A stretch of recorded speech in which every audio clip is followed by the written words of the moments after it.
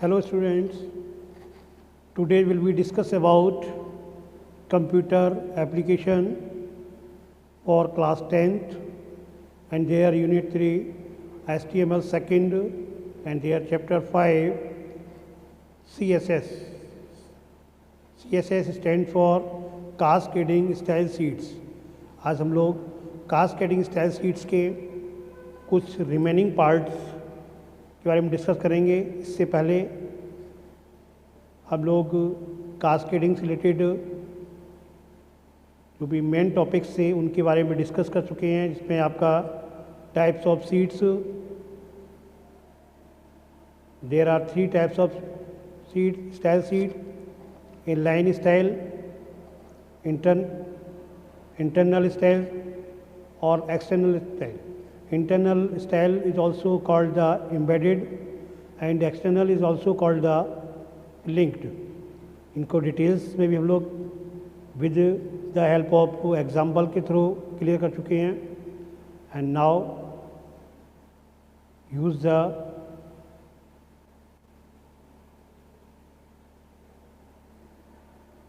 Elements, CSS elements of properties. इनके साथ जो भी हम लोग एलिमेंट्स या टैग का यूज़ कर रहे थे उसके बारे में, उनकी कैटेगरीज, उनके पार्ट्स के बारे में डिस्कस करेंगे. क्योंकि इस सेक्शंस में आपका जो CSS में जो भी हम लोग एलिमेंट इनका मोस्टली यूज़ किया जाता है, वही सारे एलिमेंट्स और उनके साथ जो उनके एट्रीब्यूट्स होते हैं उनके बारे में डिस्कस करेंगे. Now starts. First of all elements, universal selector. हमने आपको एक्सटर्नल में एक सेलेक्टर्स का रूप में बताया था, उसी टाइप से आपका जो एक सेलेक्टर होता है, क्योंकि सेलेक्टर में आप सारे क्या रखते हैं, जो भी हमारे एलिमेंट्स और टैग होते हैं. तो यहाँ पर एक सेलेक्टर आपका क्या, एस्ट्रिक साइन, ये स्टार साइन बना हुआ है, जिसका क्या होता है, एस्ट्रिक साइन बोलते हैं इसको. ये आपका एस्ट्रिक साइन होता है जी, ठीक है. ये यूनिवर्सल रूल के अंदर जो डिफाइन का क्या होता है, यूनिवर्सल रूल. और जो CSS में सेलेक्टर एस्ट्रिक्स होता है, ये डिफाइन क्या करता है, जो हमारी वैल्यूज़ होती हैं, ठीक है, उसको अलग अलग मल्टीपर्पज़, उसको यूनिवर्सल रूल के रूप में उसका यूज़ किया जाता है, ठीक है. और जो आपका सिंटैक्स होता है सेम वैसे ही, जो आपने सेलेक्टर होता था, सेलेक्टर के बाद कर्ली ब्रैकेट के अंदर हमारी प्रॉपर्टीज़ और वैल्यूज़ होती थी. तो यहाँ पर हमने एस्ट्रिक्स का यूज़ किया है, और इस एस्ट्रिक का यूज़ में ये आपका सेलेक्टर हो गया, और ये कर्ली ब्रैकेट के अंदर आपकी क्या प्रॉपर्टीज़ और वैल्यूज़ हैं. प्रॉपर्टी में फॉन्ट साइज़ आपका 18 पिक्सल्स PX दिया गया है इसका साइज़. और ये रूल जो करता है एप्लीकेबल होता है किसके लिए, all element as a define, पूरे सारे मल्टीपर्पज़ के लिए, पूरे एलिमेंट्स के लिए यूज़ करने के लिए, ठीक है. उनमें सभी का साइज यही रहेगा. तो वहाँ पर हम इस एस्ट्रिक्स जो सेलेक्टर्स है उसको यूनिवर्सल के रूप में सेलेक्ट करते हैं. नेक्स्ट आपका आता है सेकेंड नंबर, जो आपका वो है आपका colour and background. Colour and backgrounds ये आपका एक ग्रुप है. ये कलर्स और बैकग्राउंड क्या है, ग्रुप है. ये एलिमेंट्स के रूप में they have the different types of properties. इनकी कुछ प्रॉपर्टीज़ होती है, इस एलिमेंट के अंदर कुछ प्रॉपर्टीज़ होती हैं.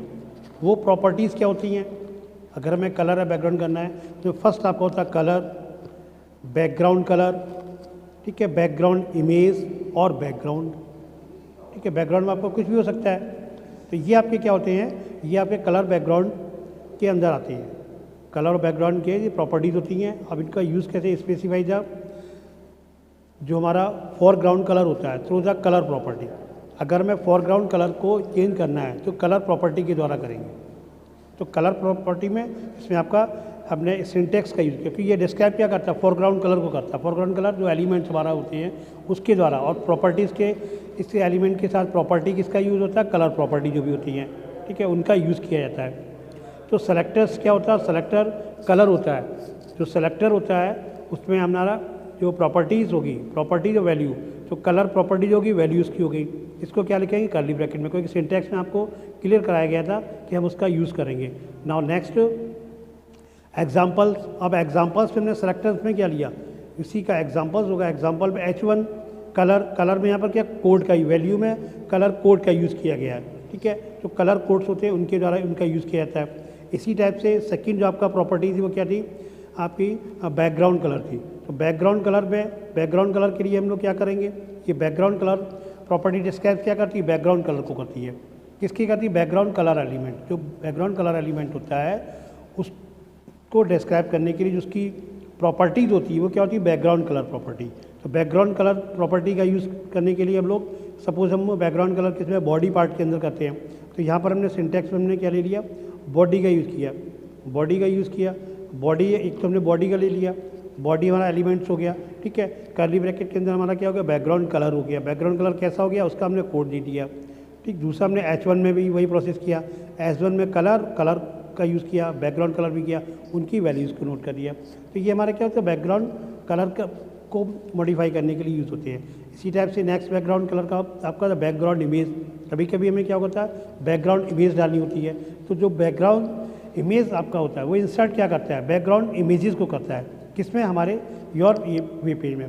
तो इंसर्ट एंड इमेज को हमें क्या करते हैं? इसको लिए सनवॉल्स JPG जो भी फाइल होगी, ठीक है, वो क्योंकि हमारी जो इमेजेस फाइल होती है वो JPG होती हैं, JPG करके होती है, ठीक है, या BMP करके होंगी। तो बैकग्राउंड जो भी हमारे कंप्यूटर्स में हमारे इंस्ट्रूमेंट के अंदर जो फाइल्स पड़ी होंगी उनका एक्सटेंशन देख करके और उसको हमें क्या करना पड़ेगा? वहाँ से हम उसको सेलेक्ट करेंगे। तो यहाँ पर बॉडी के साथ यहाँ पर यूज़ कराया गया है, जो इसका यूज़ किया गया है, बैकग्राउंड इमेजेस का यूज़ कराया गया है, वो किसके साथ किया गया है? बॉडी के साथ। तो बॉडी सेलेक्टर के रूप में हो गया, बैकग्राउंड कलर हो गया, बैकग्राउंड कलर की हो गया बैकग्राउंड। अब इमेज देखो क्या URL, क्योंकि हमारा ये URL इनफॉर्म रिसोर्स लोकेटर, क्योंकि इमेज हमारी कहीं से कनेक्ट होगी, कनेक्टिविटी की है। कोई इमेज है मतलब कहीं ना कहीं हमारे दूसरे पार्ट में होगी ना, तो उसका हमें क्या देना? इंडिकेशन देना पड़ेगा। तो मान लीजिए सनवॉल्स JPG करके था, सनवॉल्स JPG, तो हमारा ये क्या? यूनिफॉर्म लोकेटर हो गया। इसको हमें वहाँ पर लोकेट करने के लिए इंडिकेट करना पड़ेगा वहाँ पर, ठीक है। तो इस टाइप से हमारा ये जो भी इंडिकेशन होगा, ये यहाँ बॉल दे रखा है, ये बॉल टाइप की हम बन करके आ गई। ये बॉडी पोर्शन दिया था वो इंडिकेट हो जाएगा। ये सारा हमारा क्या था? है टाइटल एलिमेंट चीज़ में। उसके बाद हमारा उनको लिंक अगर जैसे करा रहे हैं, यहाँ पर दे रखा है, यहाँ पर लिंक कराया गया। ये देखिए लिंक में आपको एक्सटर्नल के रूप में किया गया है, तो इसका हमने यूज़ कर दिया और ये हमारी एक अलग से सेपरेट फाइल बन गई, CSS की नीचे बन गई। ऊपर हमारी उसकी HTML फाइल थी, HTML फाइल में हमने क्या किया? यहाँ पर लिंक दे दिया, ये लिंक के रूप में। इस टाइप से इसका यूज़ करेंगे। नेक्स्ट आपका आता है जो आपका रिपीट बैकग्राउंड इमेज था। रिपीट बैकग्राउंड इमेज भी कभी हो जाती है, रिपीट का मतलब और भी मैं रिपीट करनी हो तो रिपीट का यूज़ कर देंगे। दूसरी में यूज़ करनी, रिपीट करनी है, रिपीटेशन करना है, तो यहाँ पर सारी देखिए रिपीट करने के लिए बैकग्राउंड रिपीट और रिपीट जो भी X Y जो भी इनका यूज़ करना है बार बार में उनको यूज़ करना है। या X का यूज़ करेंगे तो रिपीटेड बाई हॉरिजेंटली होगी, Y का यूज़ करेंगे तो वर्टिकली हो जाएगी। रिपीट केवल करना है तो ये क्या हॉरिजेंटली और वर्टिकली दोनों रूप से हो जाएगी। नो रिपीट में क्या होगा? कोई भी इसमें इमेज का रिपीटेशन नहीं होगा। तो ये रिपीट ट्वीट के रूप में यूज़ किया था। और आपका था जो आपका बैकग्राउंड प्रॉपर्टी, केवल बैकग्राउंड प्रॉपर्टी। तो बैकग्राउंड प्रॉपर्टी में आप सभी चीज़ हो जाती हैं क्योंकि ये मल्टीपर्पज़ हो जाता है। बैकग्राउंड इमेज जब हम अगर पर्टिकुलर सभी का मल्टीपर्पज़ यूज़ करते हैं तो हम लोग क्या करेंगे? कलर बैकग्राउंड का जो एलिमेंट्स के अंदर जो हमारा यूज़ है उसका हम क्या करेंगे? दोनों का मल्टीप्लस बैकग्राउंड का यूज़ कर लेंगे। तो बैकग्राउंड में क्योंकि बैकग्राउंड यूज़ किया हमने तो बैकग्राउंड हमारा कलर भी हो गया, बैकग्राउंड इमेज भी होगी, बैकग्राउंड रिपीट हो गया। तो ये मल्टीपर्पज़ हो गया। मल्टीपर्पज़ में एक साथ हम इसका यूज़ कर सकते हैं। नाउ नेक्स्ट ये हमारा देखिए यहाँ पर ये सिंटेक्स दिया गया है। बैकग्राउंड्स हमारा जो एग्जांपल है सिंटेक्स वहाँ था, ये अलग अलग कलर का इमेज दे दिया। URL हमारा जो बेबी जिफ करके हो गया, ठीक है। जिफ है, BMP फाइल होती है, JPG होती है। नो रिपीट कर दिया तो उसको ये नहीं रिपीट होगा, केवल एक ही बार एक ही डायग्राम बनेगा। जैसे ऊपर दे रखा था वॉल वाला था वो रिपीट हो रहा है, तो रिपीट का मतलब हो गया कई टाइप्स करके हो गए, साइज़ को कम ज़्यादा करके रिपीट कराना।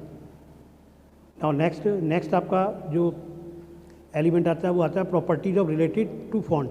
ये प्रॉपर्टीज़ हमारी किससे होती हैं? रिलेटेड टू फॉन्ट से। वहाँ पर कलर बैकग्राउंड हो गया तो रिपीट जो फॉन्ट्स होता है, क्योंकि फॉन्ट्स में भी हमारी प्रॉपर्टीज़ होती हैं। फॉन्ट की प्रॉपर्टीज़ होती हैं, there are the different types property. Font family हो गया, वहाँ पर आपको बताया गया था फॉन्ट फैमिली का यूज़ करते हैं, उन्हीं का। अब इनको ही तो हम एक्सप्लेन कर रहे हैं।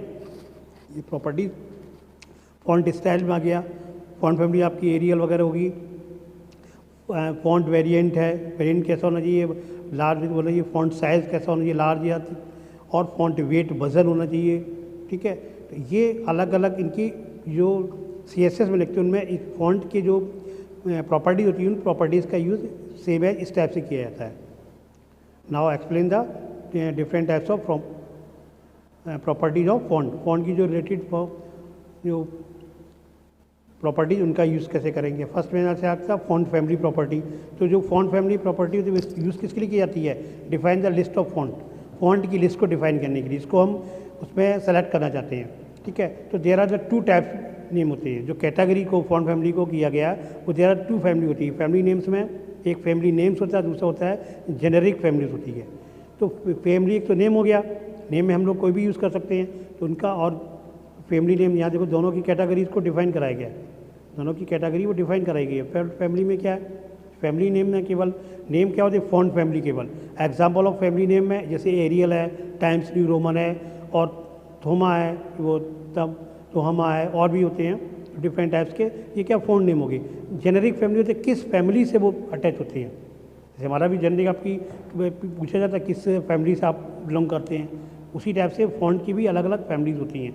तो जेनेरिक फैमिलीज होती है west describe as a group family. उनमें क्या होता है, ग्रुप होता है, अलग अलग फैमिली नेम के ग्रुप, वो उनको यूनिफॉर्म्स अपीयरेंस में होती हैं। एग्जाम्पल लो, एक सेंस सर करके होती है, SEN सेंस, और SERF करके होती है, ठीक है। विच इज़ द क्या होता है, collection of the font without feed. ये क्या होता है, ऐसे फॉन्ट का कलेक्शन होता है जो इनमें विदाउट फीड, जिनमें फीड नहीं होती हैं, कुछ भी नीचे लाइन खींची होती नहीं खींची होती है, ठीक है। तो वो फीट वाले होते हैं, जिनमें नहीं खींची होती वो क्या होते हैं, विदाउट फीट होते हैं।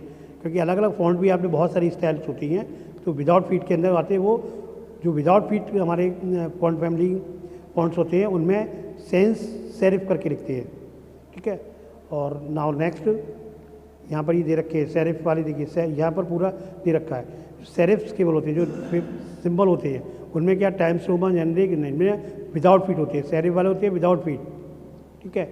ये सब क्या होते हैं, विदाउट फीट वाले होते हैं, जिनमें कुछ इनमें हैविंग फीट, जिनमें फीट होते हैं, न्यूरोमन्स, टाइम्स न्यू रोमन, जियोर्जिया, और आपका ये जर्मन, ये सब क्या होते हैं, इनमें जर्मन, इनमें क्या है, इसमें ये फीट रखते हैं। और ये टेवोट, एरियल, वरंदा, ये सेंस स्लिप्स होते हैं।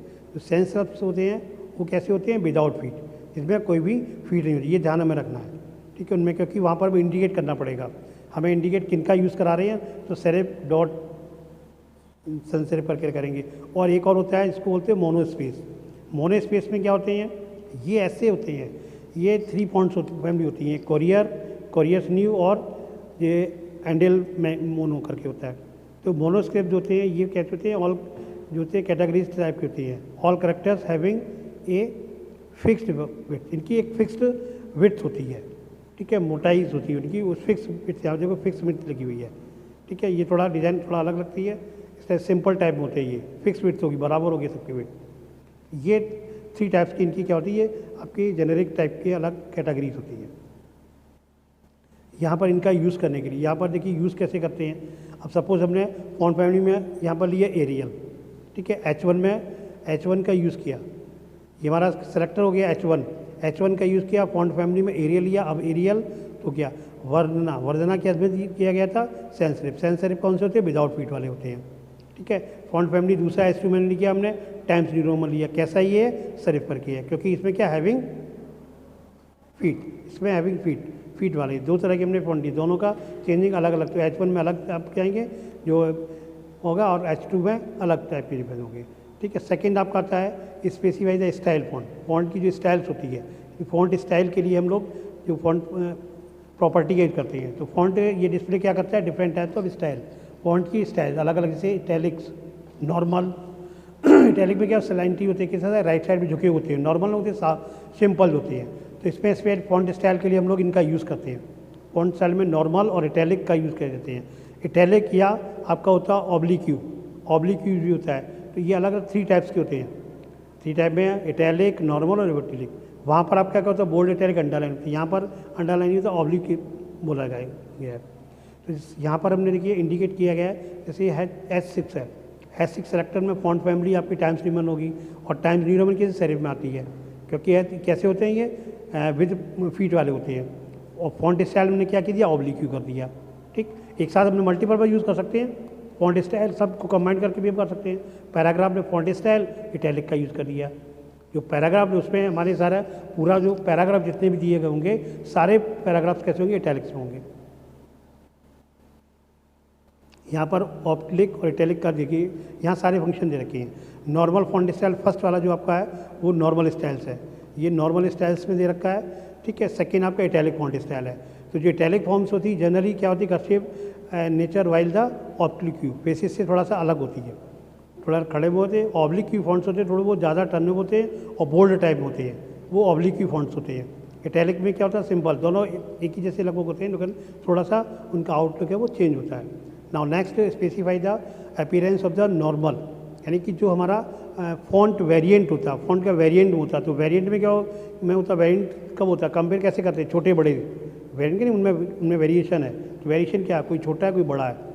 तो वहाँ पे जो फॉन्ट वेरिएंट होता है, font variant is the two types, normal and small.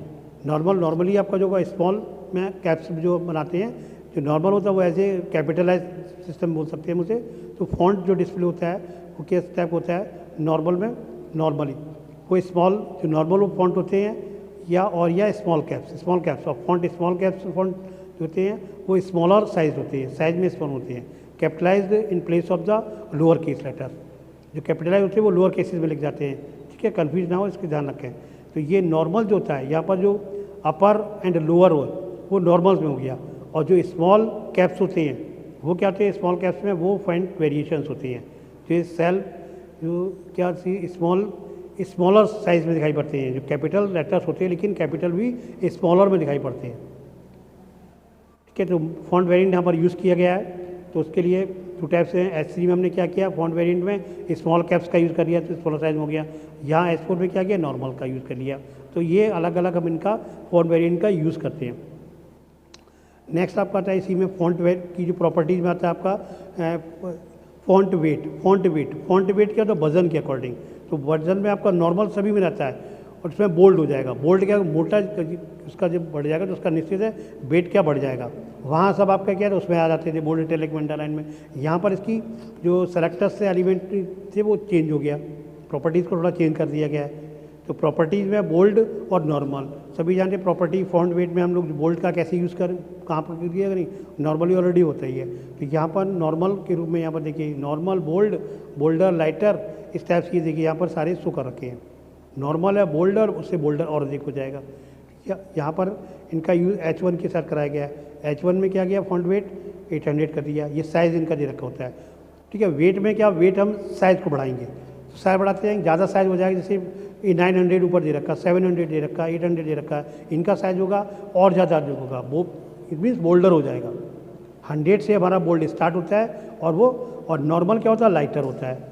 तो नॉर्मल मैंने पैराग्राफ में यूज़ करिए, पैराग्राफ में नॉर्मल ही यूज़ किया जाता है। नाउ नेक्स्ट आपका आता है फॉन्ट साइज़। तो फॉन्ट साइज़ क्या करता है, जो हमारा एलिमेंट होता है फॉन्ट्स का एलिमेंट में, तो वो फॉन्ट को क्या करता है इसमें फॉन्ट साइज़ में। तो फॉन्ट साइज़ हमारे आपको बताया गया था कि हमारा पिक्सल जो परसेंटेज में और पिक्सल्स में उनका किया जाता है, यहाँ पर टेक्स्ट के अकॉर्डिंग इनको किया जाता है PT के रूप में। तो 3 टाइप बताया गया है। साइज जो स्पेसिफाई करता है वो आपका होता है पिक्सल्स, और PT होता है पॉइंट साइज जिसे बोलते हैं, और एक परसेंटेज होता है और एक EM करके होता है। तो अलग अलग हम उनका जहाँ भी अपनी रिक्वायरमेंट के अकॉर्डिंग कर सकते हैं। यहाँ पर दिया गया, तीनों दिया गया, 30x भी करके दिया गया। EM होता है वो परसेंटेज के रूप में यूज होता है, उसका साइज थोड़ा इम्पेसिस साइज में होता है, उस टाइप में होता है। यहाँ H1 में देखिए दिया गया है, H1 में दे दिया फॉन्ट साइज को 30 पिक्सल में दे दिया। स्ट्रॉन्ग फॉन्ट साइज में स्ट्रॉन्ग जब ने किया तो स्ट्रॉन्ग में क्या कर दिया, फॉन्ट साइज को 16 पर साइज दे दिया, उसको दे दिया। यहाँ पर LI लाइट लिस्ट को किसमें किया, फॉन्ट साइज का 120% में कर दिया। P को इसमें 2 EM में कर दिया, तो उसका साइज थोड़ा छोटा और हो जाएगा। पिक्सल, PT और EM और परसेंटेज में ये 4 टाइप से सब यहाँ पर ये टेबल दे रखी, इस टेबल में सभी को दे रखा है। यहाँ देखिए सिम्बल्स दे रखे हैं ये, ठीक है, नेम दे रखे हैं, इनका टाइप दे रखा है। पिक्सल्स में हम लोग एब्सोल्यूट्स में हो गया, पॉइंट में भी एब्सोल्यूट होता है, EMs में रिलेटिव होगा, और परसेंटेज में रिलेटिव सिस्टम्स होता है। क्योंकि जो EM तो इक्वल किसके होता है, फॉन्ट साइज के। करेंट फॉन्ट जो 3M होता है मीन्स होता है triple the size, triple size 3 बार उसका साइज, मतलब जो साइज होता है उससे 3 गुना हो जाए। तो यहाँ पर उससे मतलब होता है EM से मतलब होता है। नेक्स्ट आता है compiling the properties through the, इनको कंपाइल करना हो तो कंपाइल का मतलब होता है एक साथ सबको इंक्लूड कर देना हो। इनको फॉन्ट में शॉर्ट हैंड के रूप में सभी चीज़ें एक साथ यूज़ करते हैं। तो यहाँ पर हमने कंपाइलिंग क्या किया, कंपाइल में हमने एक साथ इनका यूज़ किया। देखो यहाँ पर जो बना हुआ है इसमें एक साथ हमने उसका यूज़ कर दिया। एक साथ यूज़ का मतलब फ़ॉन्ट स्टाइल इटैलिक कर दी, फ़ॉन्ट वेट 500 कर दिया, फ़ॉन्ट साइज कर दिया, फ़ॉन्ट फैमिली कर दी, और यहाँ पर ये सेंस सिर्फ कर दिया, ये पूरा एक साथ मल्टीपर्पज़ यूज़ कर दिया।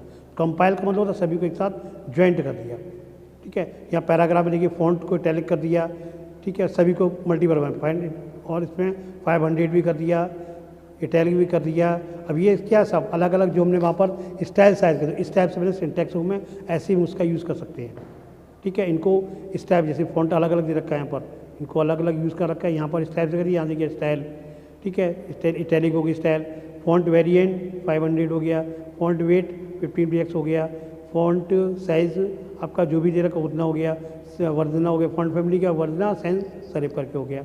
इस टाइप से हम लोग इनको यूज़ कर सकते हैं। तो डिफरेंट टाइप्स की जो भी हमने इनका यूज़ किया गया है वो हम अलग अलग टाइप्स में उनका यूज़ करते चले जाते हैं।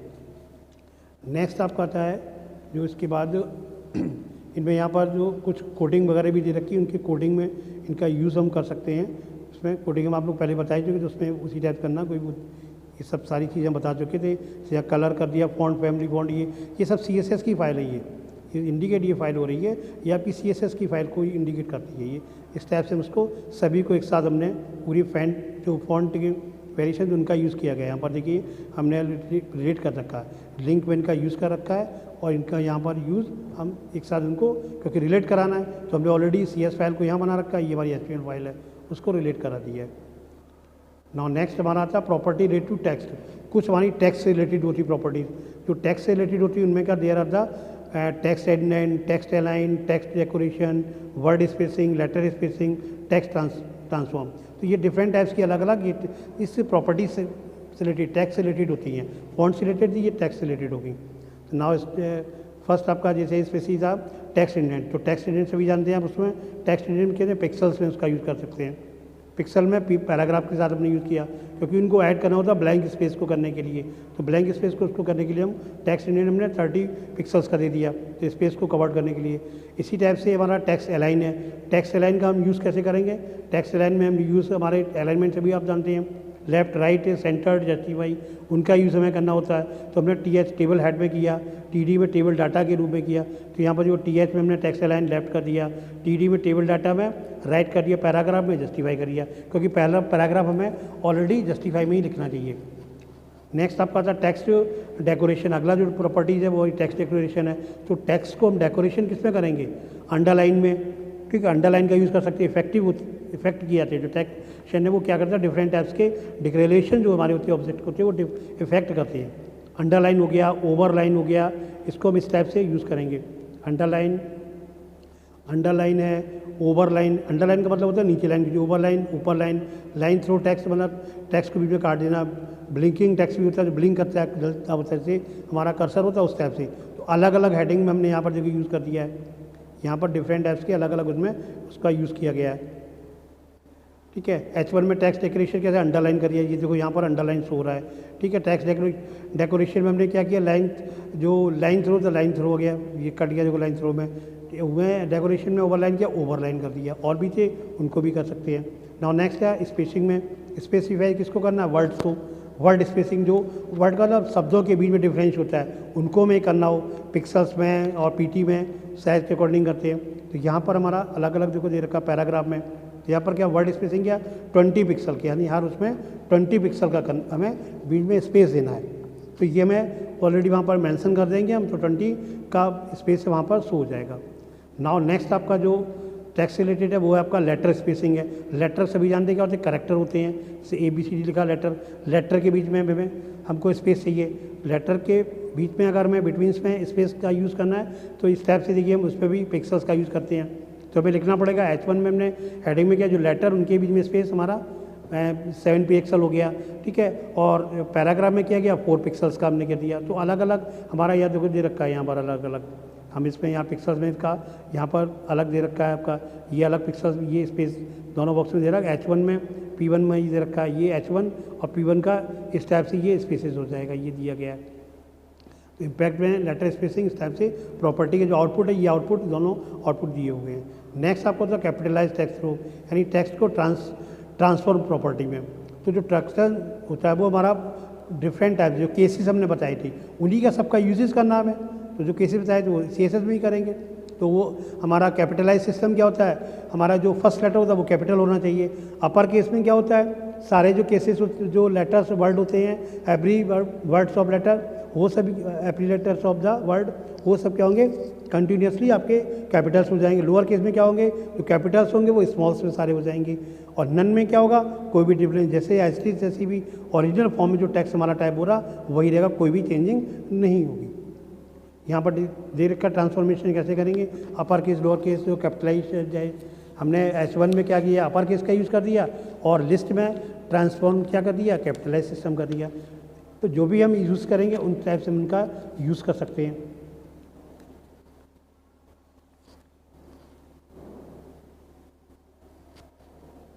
यहाँ पर देखिए सब दे रखा है, अलाइनमेंट जो सेंटर समय करना, सेंटर में यूज़ करना है या अंडरलाइन करना, एक साथ देखिए ये अलग अलग नहीं, ये वाली CSS फाइल बनी हुई है। तो ये CSS फाइल में H1 के लिए हमने देखिए सारे लगा रखे, कलर भी लगा रखा है, फॉन्ट फैमिली भी लगा रखी है, फॉन्ट साइज लगा रखा है, इधर टेक्स्ट अलाइन को लगा रखा है, डेकोरेशन लगा रखा है, उसको ट्रांसफॉर्म लगा रखा है, पैराग्राफ में भी लगा रखा है। तो जो जो हम जिसका हमने यूज़ किया है वही सेम है उसका करेंगे। यहाँ पर सारा ये आउटपुट, ये आपका जो कोडिंग है उसमें हम अब ये SQL कोडिंग, वहाँ पर हमने CS का क्रिएशन किया पहले, ये हमारा क्या SQL कोडिंग ऑलरेडी पहले से बनी हुई थी। यहाँ पर हमने क्या किया, लिंक का यूज़ कर दिया और लिंक का यहाँ पर ये पूरा यूज़ करके उसको इंक्लूड कर दिया। यहाँ पर आपका properties of the related to the margin और पैडिंग, तो मार्जिन पैडिंग हमने आपको बताया था। मार्जिन पैडिंग सभी जानते हैं, जो बॉर्डर्स उसके बीच में स्पेस हो जाता है पैडिंग में। मार्जिन हमारे लेफ्ट राइट जो मार्जिन होते हैं, टॉप बॉटम मार्जिन होते हैं, उनको लेके चलते हैं। तो हमने उसके लिए क्या करते हैं, मार्जिन लेफ्ट लिखेंगे, ठीक है, और राइट के लिए मार्जिन राइट हो जाएगा, टॉप के लिए मार्जिन टॉप हो जाएगा और बॉटम के लिए बॉटम हो जाएगा। इसको हम किस पे, इनको भी हम पिक्सल्स में यूज़ करेंगे, पिक्सल्स में हम लोग इनका यूज़ करेंगे, राइट लेफ्ट में भी करना है। तो बॉडी वाले स्ट्रक्चर में, सेलेक्टर में बॉडी में लगाया हमने CSS में, तो देखिए मार्जिन टॉप 100 पिक्सल कर दिया, राइट में 40 कर दिया एक, लेकिन ये सीक्वेंस रहेगा हमारा, ये ध्यान रखें। जब मल्टीपर्पज़ हम यूज़ करेंगे तो सिर्फ हम क्या लिख देंगे, मार्जिन लिख देंगे और 100, 40 पिक्सल, 20, 70 लिख देंगे। तो वो ऑटोमेटिकली हमें उसी के अकॉर्डिंग, यानी जो आपका सीरियल रहेगा वो TRBL रहता है, यानी टॉप राइट बॉटम लेफ्ट। पहले टॉप पर जाएंगे फिर हम राइट में आएंगे, ठीक है, क्योंकि हम कौन सा डायरेक्शन, क्लॉकवाइज और नॉर्थ वाला राइट होता नहीं होता, नॉर्थ, फिर हम कहाँ आते हैं, ईस्ट में आते हैं, फिर साउथ में आते हैं, फिर वेस्ट में जाते हैं, ये पोजीशन होती है। तो वो वाला डायरेक्शन, उस डायरेक्शन का यूज़ किया गया है। तो देखिए यहाँ पर मल्टीपर्पज़ देखो दिया गया, ऊपर वाला था, हमने अब ये इतना बड़ा CSS का यूज़ नहीं किया, हमने उसको शॉर्ट में बना दिया। ऐसी शॉर्ट CSS के अंदर होता है। हमने बॉडी का यूज़ किया, केवल किया मार्जिन कॉलन साइन, उसके बाद 100 पिक्स, ये क्या हुआ, टॉप 40 का कि राइट में, 20 का बॉटम, 70 आपका इधर हो गया, उसी हिसाब से उसका फिगर बन जाएगा। तो ये सीरियल ध्यान रखें, top right bottom left, it means TRBL, इसका ये ध्यान रखें। ये तो मार्जिन यहाँ पर दिया, तो यही हो गया आपका, ये क्या हो गया, 5px क्या हो गया, टॉप, 50 क्या हो गया, राइट, 5px फिर कितना हो गया, उसमें हो गया बॉटम पे हो गया, 50 क्या हो गया, लेफ्ट हो गया। इसका मतलब क्या हो गया, एक स्क्वायर आकृति बन गई इसकी, यानी आपका डायरेक्शन जो होता है वो आपका नॉर्थ पोल वाला सिस्टम बन गया।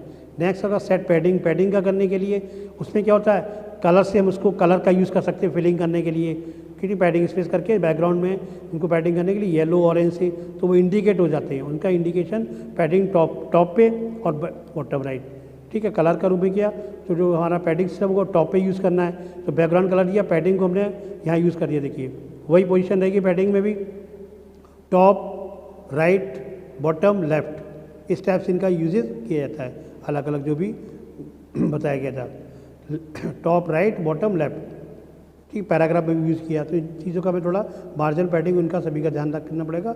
ये सारे यहाँ पर ये यूजेस किए, ये CSS फाइल इसी को क्रिएट किया गया है।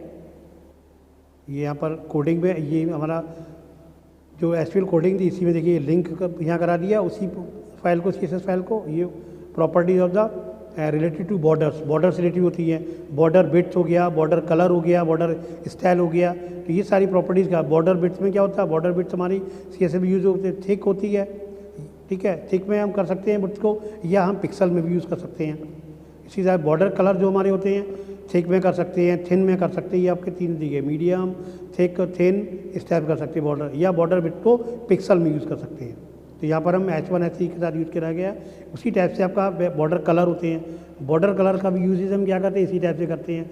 उनके कलर्स होते हैं, गोल्ड में करना है या जो भी कलर्स होते हैं ब्लू, उनके अलग अलग डिफरेंट टाइप कलर।